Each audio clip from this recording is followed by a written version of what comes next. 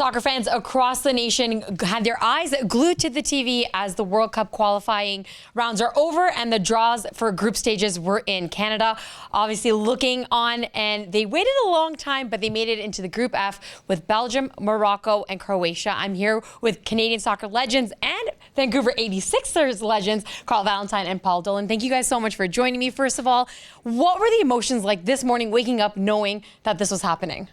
Oh, it was incredible, and I was really nervous watching the draw. Finally, it came to fruition, and each ball kept getting pulled out of a pot, and each ball didn't have Canada, and so you kept trying to figure out where they're going to end up. And as it turns out, they end up in a pot with, or in the group with a really tough group of teams, as you knew they would be. It's a World Cup. You're always going to be in a tough group. I was hoping they might be in that group with Germany and Spain, but the fact that they play against some of the best players in the world, like Romelu Lukaku and Kevin De Bruyne and Luka Modric, you know, it's always going to be a good group, and this is going to be a very exciting opportunity for the Canadian team. Thank you and Axel were the only few that wanted to watch Germany and Canada in the first round. How are you feeling this morning? Yeah, it was a bit draining. I was so excited for the draw, the build-up after you knew Canada had qualified, and it was just great to be here watching, knowing that Canada is going to be in this draw. As the teams come out, you're trying to guess which teams they're in. You knew there was going to be in a tough group, but the group they're in, they've got to be really excited that they get to challenge themselves against these top teams and top players. Looking at the group right now, is there anything that stands out for you guys? I know you said a couple great players in Croatia and in Belgium, obviously a powerhouse. Is there something that you're looking forward to in the first round that you're like, hey, we got to keep an eye on that? I think the fact that they play Belgium in the first game is the big one, because that's the highlight team. Well, it's the top team in the group and one of the top teams in the world right now.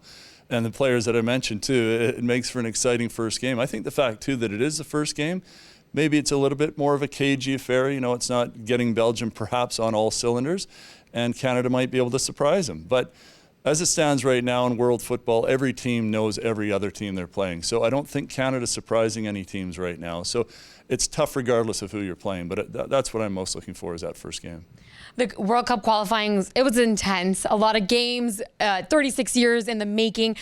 How special is this team when you were watching them going into this? It's very special. They're a fun team to watch. They're an easy team to get behind. And we've seen that throughout this qualifying. And, you know, when Mexico and the US have qualified as CONCACAF champions, you know, they've got out the group. So there is expectations there.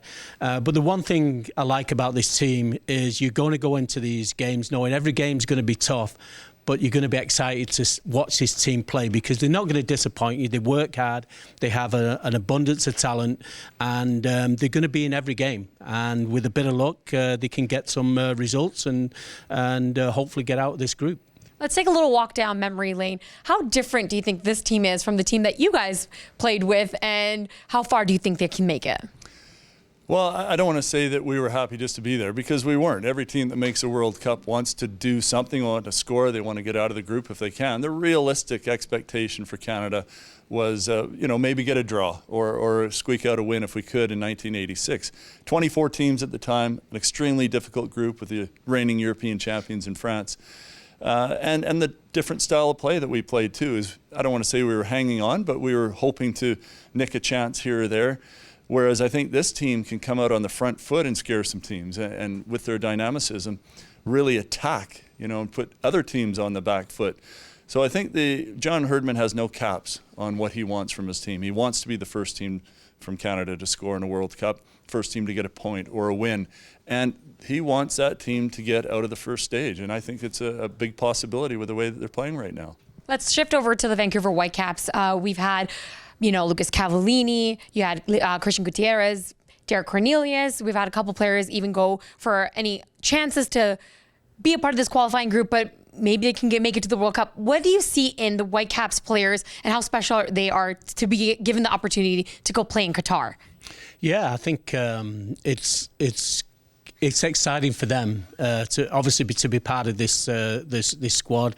Cavallini's been a big part in the qualifying and helping them get through to the World Cup. So, you know, they got to carry their momentum on. You know, with the Whitecaps, they need to really have a good season. There's going to be a challenge for places because, as Paul said, it's a deep squad. There's a lot of talent there, but these players are playing at the highest level now, and there's no reason that they can't be part of this great squad going to Qatar in the World Cup. So keeping my fingers crossed that no injuries and they can be there in November. Last question for both of you. Soccer in Canada has been developing over the past years, with the women's making history, winning a gold at the Olympics, the men making the World Cup after 36 years since 1986. How special is it right now to be a part of it and watch soccer grow here in Canada? It's absolutely incredible. You said there, Sarita, we are the Olympic champions in women's football, and we've just qualified for a World Cup on the men's side. And not only that, but the players that are continuously coming through, and we're hosting a World Cup in 4 years. It's just, I never thought we'd see this day where Canada is, I don't want to say a soccer superpower and get ahead of myself, but we're on the road to becoming a prominent name in the world of football, which is something we've never been able to say before. Yeah, I think Dolly said it all. It's just great to be involved in soccer at the men's, the women's, the boys, the girls level, and we just need one of the other Canadian teams win another championship in MLS this year, and it's just going to be fantastic. So let's go. I think he's talking about the Whitecaps right here. I hope you guys invite me to a viewing, because I don't think I'm going to be making it to Qatar. But if you guys have a viewing party, I think I should be invited. Thanks so much, Carl, and thanks so much, Paul.